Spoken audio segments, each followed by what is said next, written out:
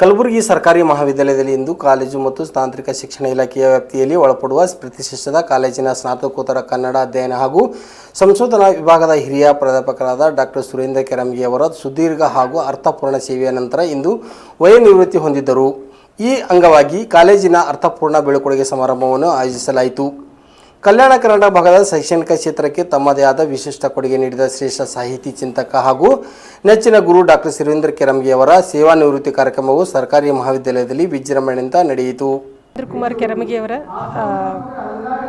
ಸಹೋದರಿಯಾಗಿದ್ದೇನೆ.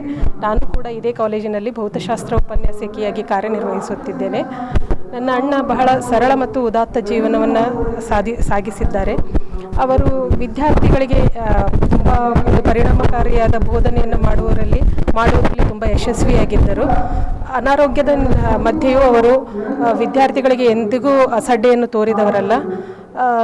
ಆಮೇಲೆ ಆರೋಗ್ಯವನ್ನು ಹೊಂದಿದ ನಂತರವೂ ಕೂಡ ಅವರು ತಮ್ಮ ಒಂದು ಬರವಣಿಗೆಯನ್ನು ಮುಂದುವರಿಸಿ ಅನೇಕ ಒಂದು ಪುಸ್ತಕಗಳನ್ನು ಪ್ರಕಟಿಸಿದ್ದಾರೆ.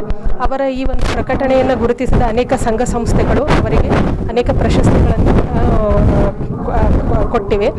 ಹೀಗೆ ಒಂದು ಗುಲ್ಬರ್ಗಾ ವಿಶ್ವವಿದ್ಯಾಲಯದ ಕನ್ನಡ ರಾಜ್ಯೋತ್ಸವ ಪ್ರಶಸ್ತಿಯು ಕೂಡ ಅವರ ಮುಡಿಗೇರಿದೆ.